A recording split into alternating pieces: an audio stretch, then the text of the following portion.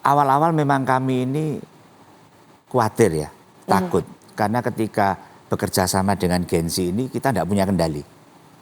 Tidak ada struktural di sana. Ini posisi sebagai direktur nih Pak, nggak punya kendali nih Pak. Waduh, ini Gen Z ini luar biasa ini berarti ini. Nggak, tapi sorry ya, ini sesuatu hal yang berbeda dan biasanya orang-orang kan ngomong Gen Z itu males, Gen Z itu datangnya telat, strawberry gitu. Dipencet langsung pecah hancur gitu ya, langsung hancur. Nah ini kok kesannya kok malah berbeda. Amazing banget.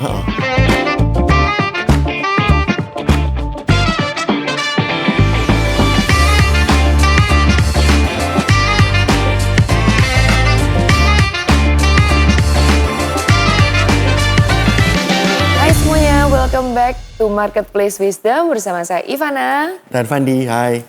Hari ini topiknya menarik sekali. Gen X dan Gen Y yang paling sering memiliki anak buah, itu paling pusing kalau dapat anak buahnya Gen Z. Ya, yang notabene itu katanya generasi strawberry. Nah, tapi hari ini narasumber kita itu malah 85% dari anak buahnya malah Gen Z. Dan itu yang membuat perusahaannya bisa berkembang dengan luar biasa. Kok bisa? Nah, stay tune ya, kita akan dengerin. Ya, tapi selanjutnya sebelum lupa bisa like gitu, bisa subscribe juga untuk supaya masing-masing kita lebih engage dalam acara-acara ini. Sekarang kita langsung perkenalan. Silakan Pak, perkenalan. Ya, shalom. Saya Sutejo, saya direktur dari PT Larissa Karunia Sejahtera, sebuah perusahaan yang bergerak di bidang klinik kecantikan. Saya di GMS melayani sebagai coach dan companion. Ya, silakan Ivana, pertanyaan membuka. Yes, Pak. Boleh ceritain dulu deh ini mungkin pengalaman kerjanya selama ini, terutama yang berkaitan sama Gen Z ya. Itu di perusahaan yang mana aja, Pak? Ya, terima kasih. Sejak tahun 99 ketika saya bekerja di perusahaan multifinance perbankan, saya sudah mengurusi Gen Z. Memang waktu itu namanya bukan Gen Z. Anak muda gitu ya. Anak muda gitu ya. Memang anak-anak muda itu butuh tantangan, butuh sebuah kesempatan mengaktualisasi diri. Nah, di sana sejak dari dulu saya selalu mendorong mereka untuk do something yang different, sesuatu yang berbeda, sesuatu yang belum pernah dilakukan, bahkan yang out of the box. Nah, dari sanalah saya semakin memahami bahwa anak muda ini sebetulnya punya potensi yang besar untuk melakukan sesuatu yang di luar pemikiran, yang membuat usaha itu bisa terus bertahan dan berkembang itu karena adanya anak-anak muda yang punya pemikiran-pemikiran kreatif. Begitu. Nah, sekarang pertanyaan seperti ini. Memang bagaimanapun nggak bisa disangkal ada gap ya Pak ya. Ya. Dengan umurnya Gen X gitu atau dengan Gen Y. Terus ngadepin Gen Z ini. Nah kira-kira karakter apa aja yang harus diperhatikan untuk sekarang Gen Z? Gen Z ini kan kira-kira umur 8 sampai 23 tahun ya Pak ya. Ya. Berarti mereka bisa saya awal-awal fresh graduate yang sekarang ini sedang banyak-banyaknya. Nah gimana cara mengakomodir, apa karakter deh yang paling utama? Yang karakter perlu diperhatikan pertama kali memang mereka ini orang yang tidak punya histori. Beda dengan Gen X, Gen Y gitu ya.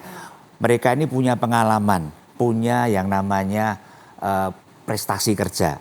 Itu tanpa disadari menjadi sebuah barrier, rambu-rambu yang terus mengarahkan supaya tidak keluar dari tempat itu.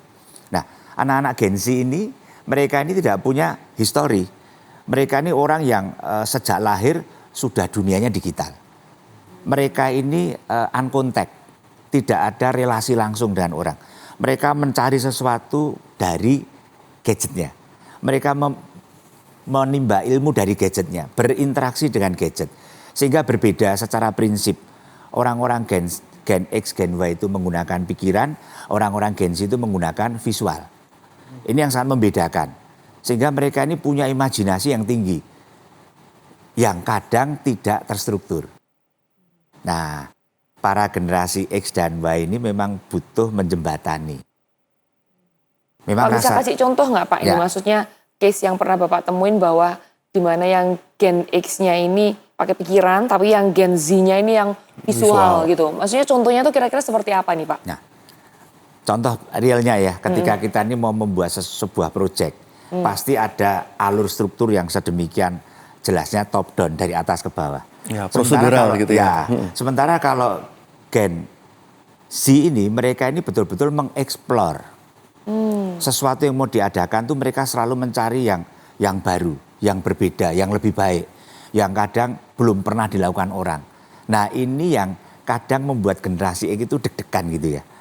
Karena generasi X melihat, ini saya belum pernah melakukan. Nanti kalau berisiko gagal bagaimana? Nanti kalau tidak berhasil bagaimana?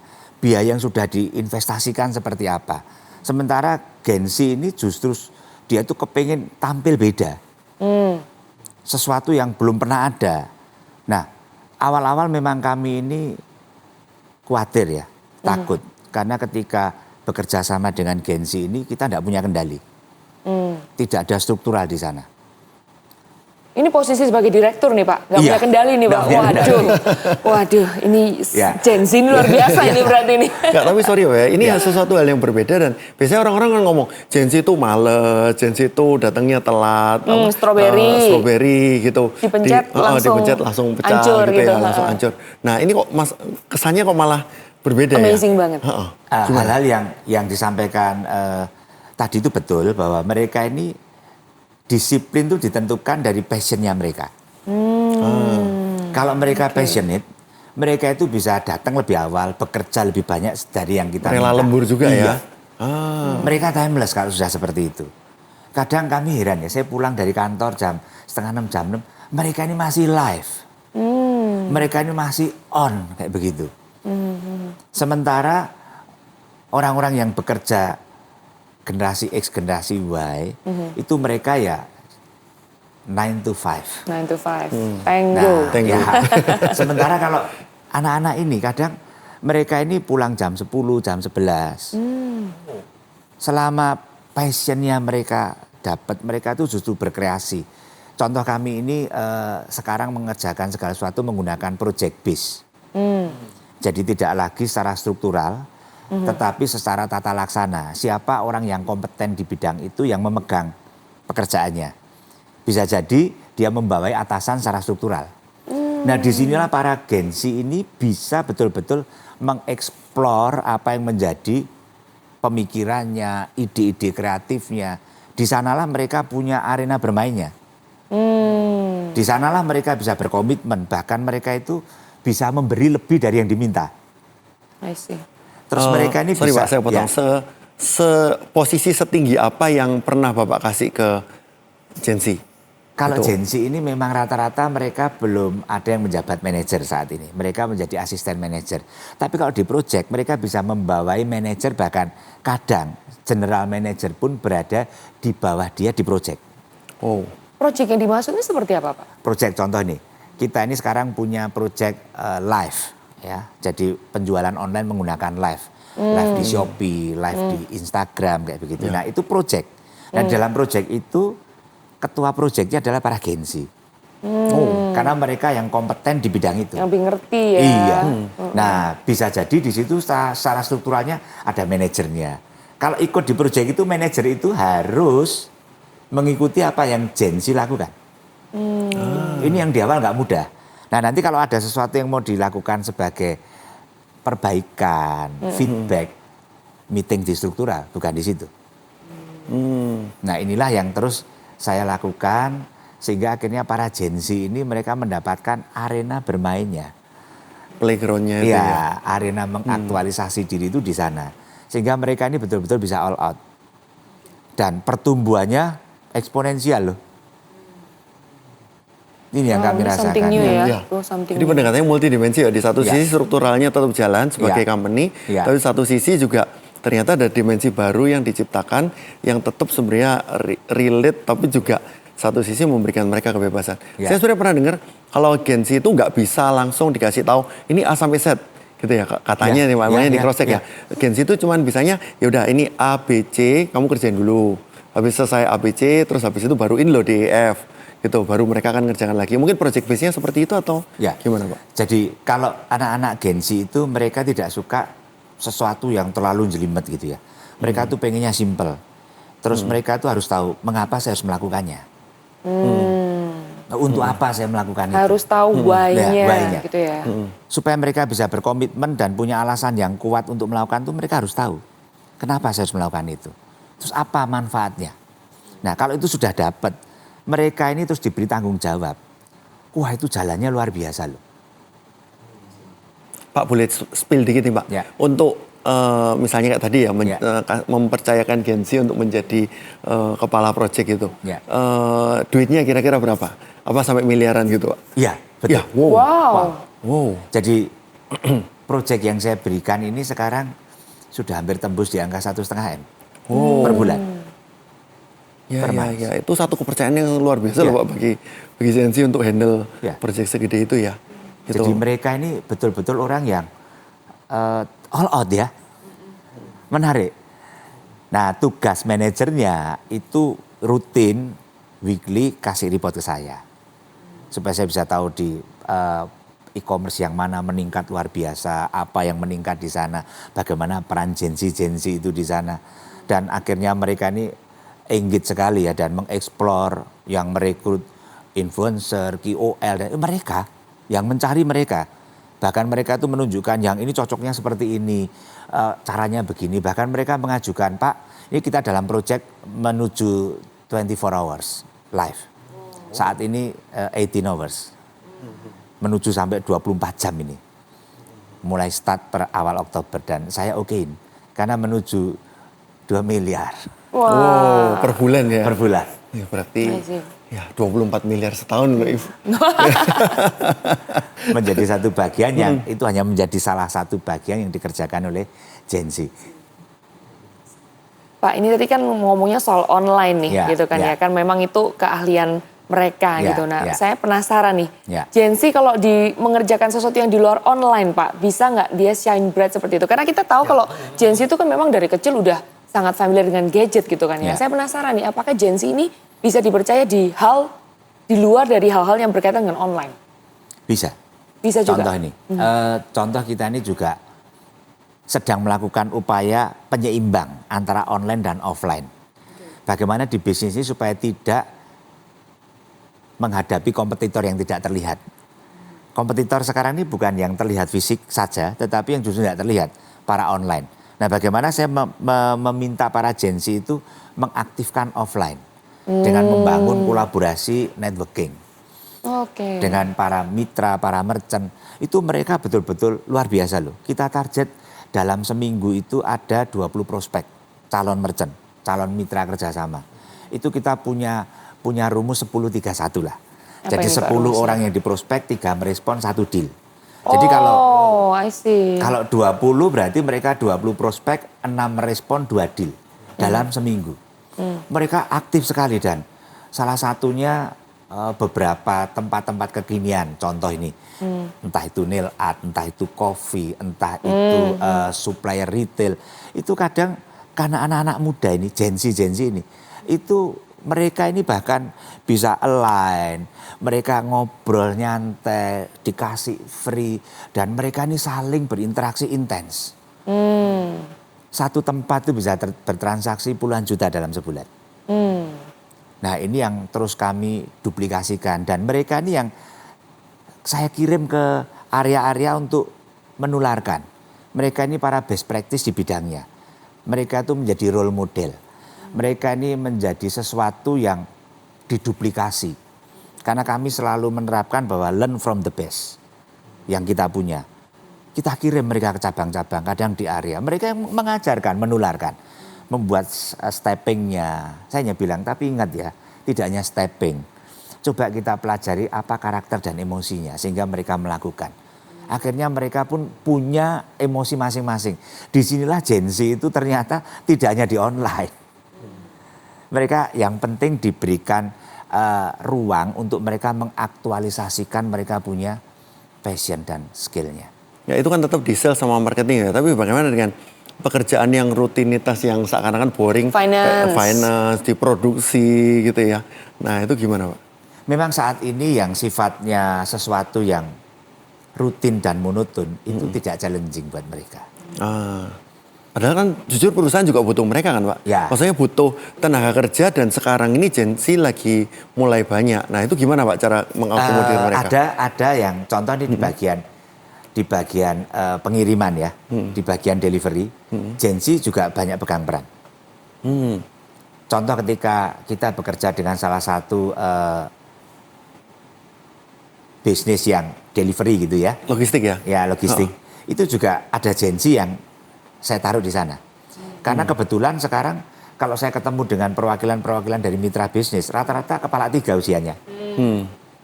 Sehingga ketika ketemu dengan saya, dealing dengan saya pun, saya pasti ngajak para Gen Z ini.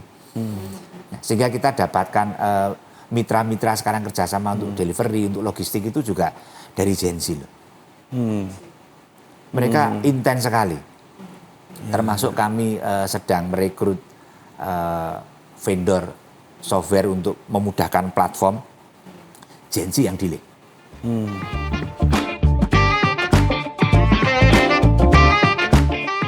Ya, sekarang sebagai jeda kita mari baca firman Tuhan ya. Saya ambil dari Kejadian 41 ayat 37 sampai 39 atau 40. Usul itu dipandang baik oleh Firaun, ini cerita tentang Yusuf, dan oleh semua pegawainya. Jadi Yusuf sudah mempresentasikan bagaimana menafsirkan mimpi Firaun dan usul-usulnya gitu. Untuk supaya gimana 7 tahun kelimpahan dan 7 tahun kelaparan dilewati dengan baik oleh bangsa Mesir. 38, lalu berkata Firaun kepada para pegawainya, mungkinkah kita mendapatkan orang seperti ini, seorang yang penuh dengan roh Allah? Kata Firaun kepada Yusuf, oleh karena Allah telah memberitahukan semuanya ini kepadamu, tidaklah ada orang yang demikian berakal budi dan bijaksana seperti engkau. Kaulah yang menjadi kuasa atas istanaku, dan kepada perintahmu seluruh rakyatku akan taat, dan hanya tata inilah kelebihanku daripadamu. Dan di sini saya lihat bahwa sebenarnya ketika kita di marketplace atau di bisnis atau dimanapun selalu ada minimal 2 pihak yang berperan. Selalu ada 2 pihak minimal yang terlibat. Di satu sisi kalau misalnya kita lihat dari ceritanya Firaun dan Yusuf ini, Yusuf sudah bagaimana sedemikian rupa dipakai oleh Allah dan sudah perform, sudah kelihatan gitu ya prestasinya. Nah setelah itu ternyata Yusuf ini juga tidak bisa hidup sendiri. Dia harus punya pertanggungjawaban sama Firaun. Dan begitu koneksi intervensi ilahi ini benar-benar klik, benar-benar boom, benar-benar terjadi, Firaun akan mempercayakan begitu banyak hal dan dia Yusuf menjadi orang nomor 2 di Mesir. Tetap ada boundariesnya. Firaun juga ngomong hanya tahta inilah yang menjadi perbedaan antara aku dan engkau.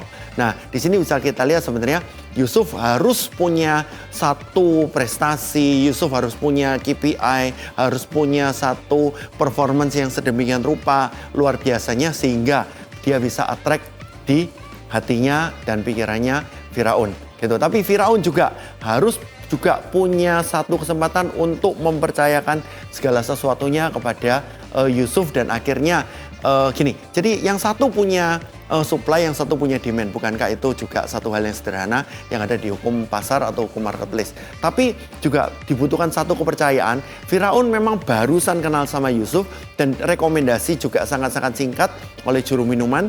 Tetapi begitu Firaun sering mengakses si Yusuf, Firaun menyerahkan begitu banyak kepercayaan juga kepada Yusuf. Ada banyak hal di dalam dunia ini yang membutuhkan kepercayaan. Dan itu terkadang bisa teruji oleh waktu yang lama, terkadang oleh waktu yang singkat. Bagaimana dengan masing-masing dari kita? Apakah kita bisa dipakai Tuhan sedemikian luar biasanya? Sehingga apakah kita akan mempercayai orang sedemikian luar biasanya juga? Atau kita yang akan dipercayai orang sedemikian luar biasanya juga? Gimana kita bisa belajar dari Firaun dan Yusuf. Tapi ketika kolaborasi dan trust yang terjadi atas keduanya, justru Tuhan akan memakai Yusuf dan Tuhan juga berkenan kepada Firaun yang sudah mempercayakan segala sesuatunya kepada Yusuf dan akhirnya kita tahu pada waktu itu Mesir bisa berkembang sedemikian rupa, benar-benar jadi berkat. Bagaimana dengan Anda dan saya? Apakah kita mau dipercaya sedemikian rupa dan mau bertanggung jawab? Atau kita mau mempercayai orang sedemikian rupa karena orang itu juga sudah sangat-sangat bertanggung jawab. Dan keduanya dengan ini perusahaan kita bisa dipakai luar biasa. Company kita, apakah kita berkarir atau perusahaan kita sendiri dipakai Tuhan secara luar biasa. Lebih dan lebih lagi dan jadi berkat bagi semua. Tuhan Yesus memberkati.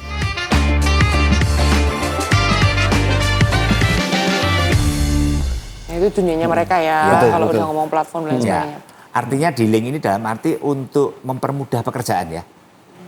Ini platform tidak untuk pemasaran, tapi platform bagaimana melakukan pekerjaannya. Jadi menjembatani antara pekerjaan rutin dan yang tadi dikatakan pekerjaan digital base, ini dia butuh sistem. Sistem untuk memudahkan, bedanya mungkin di sana ya. Ada sistem yang dibangun untuk memudahkan cara mereka bekerja yang sifatnya rutin tadi. Pak, kalau boleh saya tarik ya Pak ya. Nah, sekarang kan Gen Z ini mereka yang fresh graduate apa itu kan pasti apply gitu ya, lamaran kerja dan sebagainya. Nah, gimana Pak Sutedjo ini bisa ngelihat potensinya mereka Pak? Apa dengan, kan tentunya sekarang nggak mungkin wawancara biasa ya, masukin CV gitu terus dengan, nah gimana cara menemukan itu Pak? Kami memang melakukan tes itu dengan beberapa cara ya. Tes online itu supaya kita tidak one on one. Untuk screening awal kami menggunakan tes online, menggunakan beberapa resource di sana. Kemudian pada saat sudah mengerucut menjadi contoh ini 100 menjadi 10, maka kita melakukan screening yang sifatnya offline. Nah, setelah itu menjadi 3-5, itu kita lakukan biasanya forum diskusi grup, FGD. Jadi mereka ini kami kompetisikan secara passionnya, secara komitmennya. Bagaimana mereka ini betul-betul terlihat siapa yang punya passion, siapa yang punya sesuatu yang betul-betul mereka mau perjuangkan itu terlihat di sana. Karena anak-anak muda mau menunjukkan dirinya yang superior kan. Jadi tidak boleh hanya satu persatu. Saya buatkan forum diskusi, saya kasih case. Nah, dari mereka nanti akan diambil 2-3. Tes terakhirnya mereka harus menyelesaikan problem yang mereka punya skillnya. Saya terjunkan langsung di lapangan.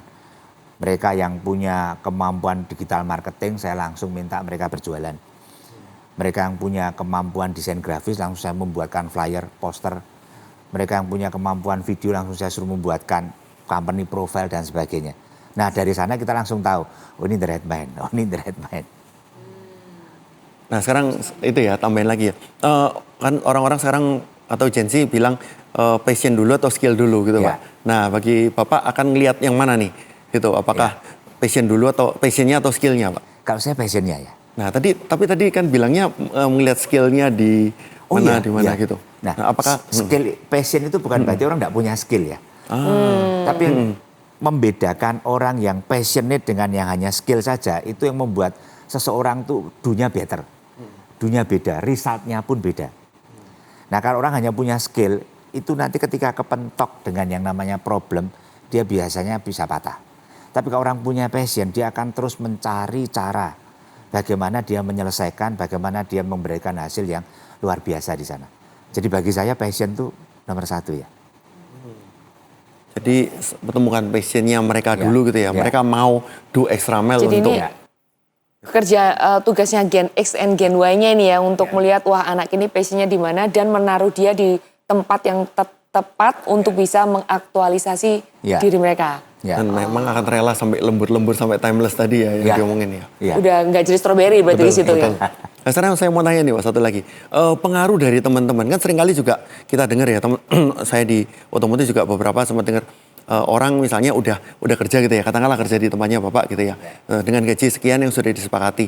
Gitu. Ternyata dia hang out sama temennya nih, gitu ngopi gitu ya di mana gitu. Terus temennya bilang, lu digaji berapa gitu? Gue digaji segini. Ngapain lu besoknya keluar loh Pak? Nah itu gimana Pak cara handle orang-orang seperti itu? Iya banyak yang gampang keluar banget, bener nggak itu Pak di tempat Bapak? Jadi ada benar ada tidak. Pertama kita perlu melihat dasar dia melakukan memang ada yang memang based on salary, ada. Ada orang yang bekerja itu mengaktualisasi diri. Nah, kalau orang yang based on salary kita berikan jenjang karir, kita berikan insentif, pay for result.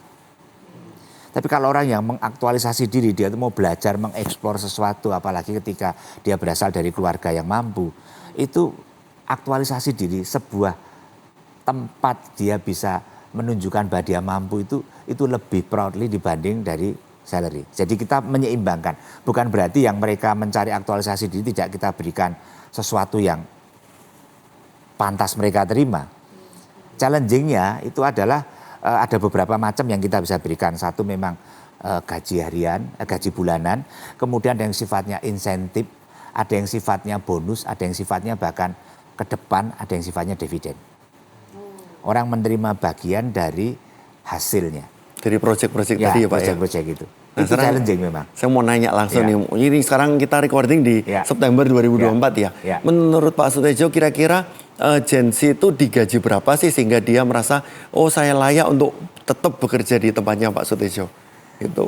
Kalau Gen Z untuk sekarang, entry level ya, supaya nggak diomongin teman-temannya tadi langsung keluar itu. Entry level itu kira-kira di 4-5. sampai bagi mereka cukup ya? Ya, 4 sampai 5 itu basic salary-nya. Di luar insentifnya.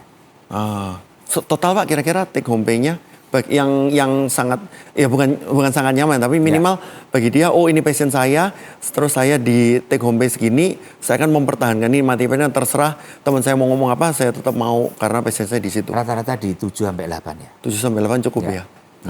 I see. Nah gitu ya. Jadi kalau mau hire termasuk cukup tinggi loh Bu. 7 sampai 8 ya. I see. Tapi actually angka berapa itu tergantung dari skillnya ya Pak ya. Kita bisa bilang itu angkanya tinggi atau enggak tergantung dari skillnya sih. Saya tuh penasaran ini Pak. Tadi kan Bapak bilang nih, mempercayakan sebuah proyek itu kadang-kadang ketar-ketir juga, gitu ya. Apalagi ngomongnya direktur ini nggak punya kendali nih, gitu kan. Ya kan. Nah ini yang saya penasaran. Bagaimana, karena kan kita tidak bisa memungkiri Pak, anak yang lebih muda, fresh graduate, idealis, Gen Z lagi gitu ya. Sementara mereka itu apalagi belum punya pengalaman kan. Nah itu bagaimana peran dari Gen X, Gen Y itu untuk bisa memberikan kepercayaan, tapi juga hati-hati dong Pak. Kan supaya nggak tiba-tiba duit segitu, wah itu kan kita sebagai atasnya kayak mau sih Pak percaya gitu. Tapi kalau sampai boncos gitu kan gimana? Kan kita nggak mungkin menyuruh mereka bertanggung jawab juga gitu. Apa yang boleh kasih tips and trick gak Pak ini untuk? Saya mau tambah juga ya. Kadang-kadang papa ke anak kandungnya sendiri aja nggak seberani itu. Apalagi ini sekarang bapak malah serahkan semuanya ke Gen Z. Wow ini tipsnya gimana Pak? Ini bisa kasih tips buat para orang tua yang belum bisa percaya ke anak dan juga buat para leaders ya yang punya anak buah Gen Z. Betul. Ya, jadi saya melakukan relasi one on one, face to face. Sifatnya betul-betul bisa one on one atau berkelompok. Jadi saya meluangkan waktu biasanya sebulan 1-2 kali. Makan siang bareng mereka, hangout bareng mereka. Yang non formal, bisa di kantor, bisa di luar kantor. Untuk ngobrolin. Dan saya meluangkan waktu juga bicara dengan atasannya biasanya. Sering saya ajak ngobrol kalau atasannya. Supaya saya bisa melihat secara bahasa tubuh ini on track tidak. Mingguan saya selalu dapat laporan dari performa mereka. Kita bisa cek. Nah di sana kita lihat orang-orang masih on track itu ketika diajak ngobrol, antusiasnya luar biasa. Anak-anak muda ini ketika kita tanya bagaimana hasil dari proyek ini, bagaimana apa yang kamu mau tambahkan di sana, kelihatan sekali. Kalau mereka sedang on the job begitu ya, mereka akan bercerita berapi-api. Nah di situ cara saya untuk mengukur mereka ini on track atau tidak. I see. Ya, tidak boleh kita tidak berrelasi ya. Harus berrelasi. Berarti kuncinya dalam bangun hubungan dulu. Jadi harus direct. Bangun trust juga ya. Bangun trust. Maksudnya ngelihat nih anak ini benar-benar bisa dipercaya apa enggak. Bukan mentang-mentang Gen Z langsung dikasih kepercayaan. Jadi ada sebelumnya itu ada hubungan dibangun terlebih dahulu. Jadi ya dua belah pihak ya. Jadi dari pihak Gen Z-nya juga harus bisa membuktikan bahwa mereka itu nggak cuma sekedar passion tapi on track juga dengan apa yang visi misi dari perusahaan, visi misi dari proyek tersebut.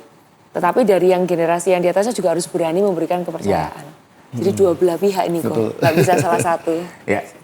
Satu lagi yang luar biasa, mereka ini bahkan dealing dengan mitra-mitra yang skalanya nasional tanpa saya minta. Mereka ini bahkan sudah menyiapkan yang namanya proyek promo tahun depan di mana ada mitra yang bersedia menginvestkan dananya juga di promo itu. Jadi saya pikir, meringankan ya.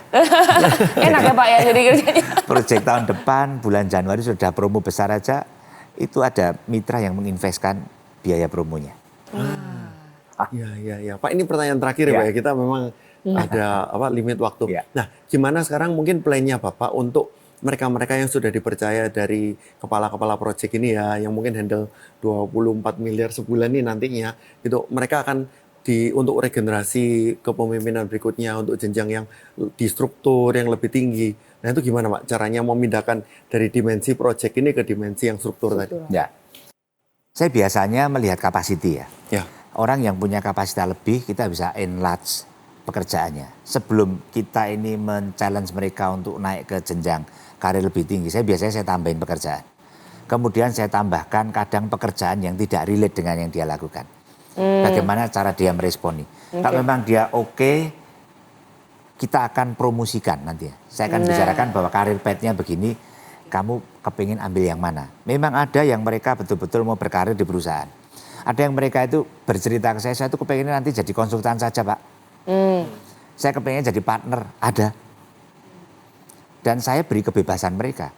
Saya bilang kepada manajemen bahwa dengan mereka ini kita tidak boleh ideal, perfeksionis, tapi kita harus luas. Mereka mau berkarir di jalur perusahaan, kita kasih jenjang karirnya. Mereka mau menjadi partner, kita berikan ruangnya, jadilah partner. Ada sekarang ini yang menjadi partner kita sudah di luar perusahaan. Ada. Berkontribusi terhadap sesuatu yang kita bayar berdasarkan kontribusinya. Satu lagi terakhir Pak, gimana caranya Bapak sebagai direktur meyakinkan pemilik saham atau pemilik perusahaan gitu ya untuk itu tadi memberikan kebebasan, dan kita tahu ini kan happy ending ya Bapak ya. Akhirnya meringankan, tahun depan plan-nya semua udah siap gitu. Tapi awal-awal gimana cara meyakinkan ini para pemilik perusahaan atau pemilik saham? Transisi itu memang saya memberikan dalam bentuk sistem ya. Karena sebuah bisnis itu akan bertumbuh hebat ketika SDM-nya kompeten, sistemnya terintegrasi baik. Saya mengalokasikan untuk membangun sistem sudah kurang lebih 3 tahun yang terintegrasi. Di mana owner ini bisa on hand melihat. Sehingga apa yang saya bicarakan, saya proyeksikan itu bisa dilihat progresnya. Sehingga mereka pun juga tidak seperti membeli kucing dalam karung. Mereka juga tahu persis. Nah yang dengan cara-cara seperti itu, sekarang kita ini punya dashboard untuk kontrol.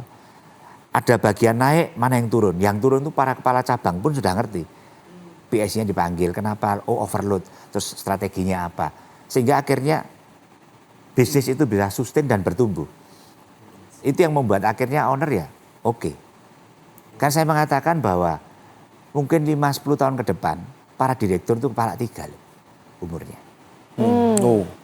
Kita ini sudah mulai menyiapkan diri untuk berada di sampingnya, bahkan mungkin di belakang layar nantinya. Kenapa di awal tadi saya cerita 85% karyawan kami ini sekarang usianya usia Gen Z. Kalau enggak ya enggak bisa sustain. Ya.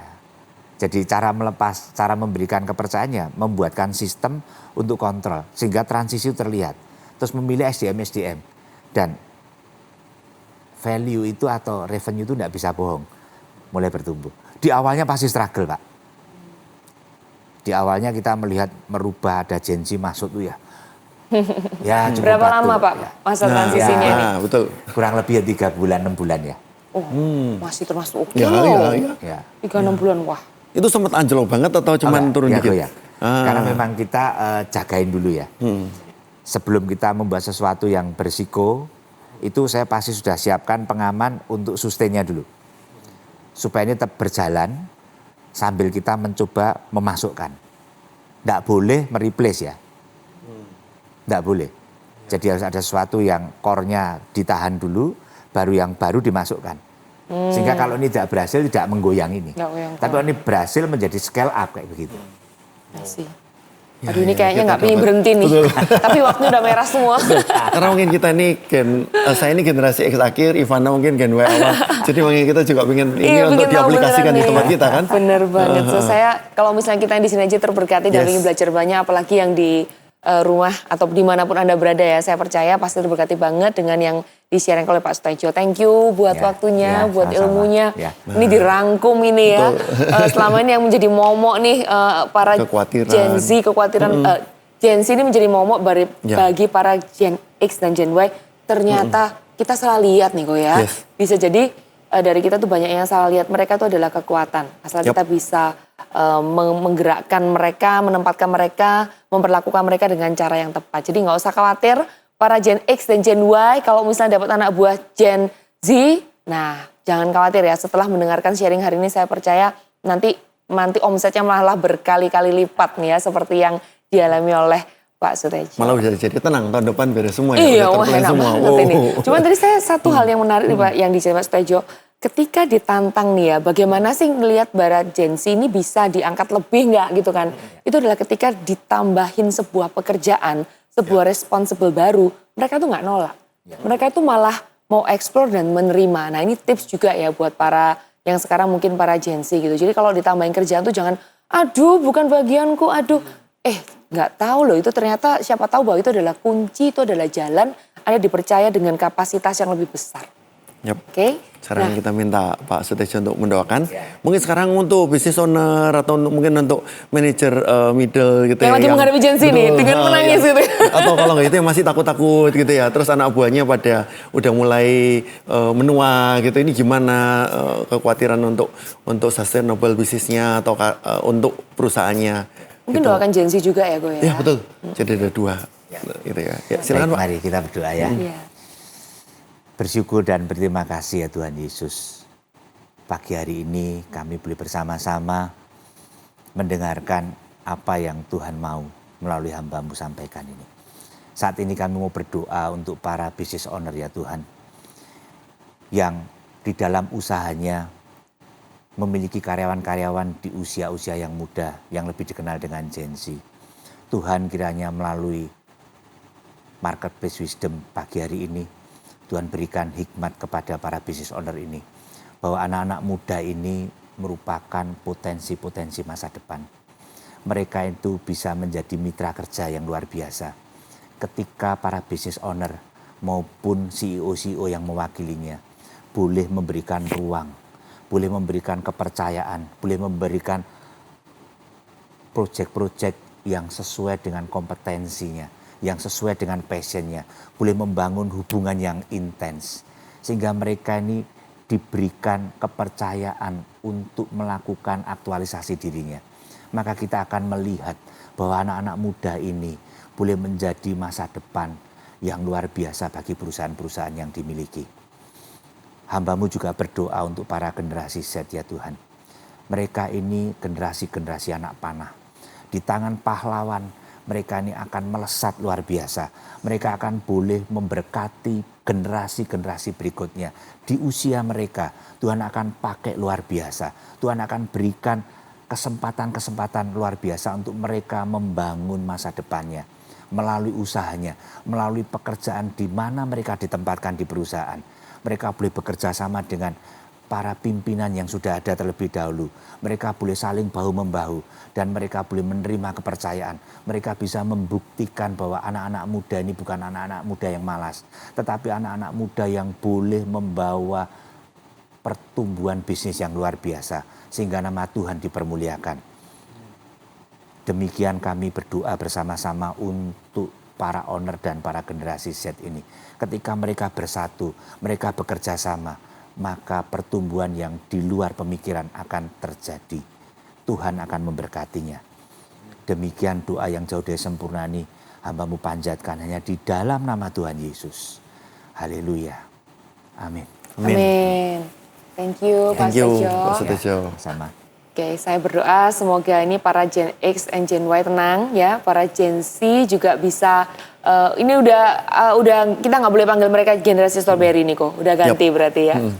Generasi anak panah ini tadi saya yes. Indah banget doanya. Oke, so thank you buat kali ini episodenya udah selesai, tapi stay tune untuk di episode yang lain kita pasti akan datangkan narasumber yang juga bisa memberkati para pemirsa semuanya. Kalau ada komentar atau pertanyaan bisa Anda tulis di kolom komentar gitu ya. Dan jangan lupa follow aktivitas kami di @gmsbiskon di Instagram. See you next episode. Bye. Bye-bye.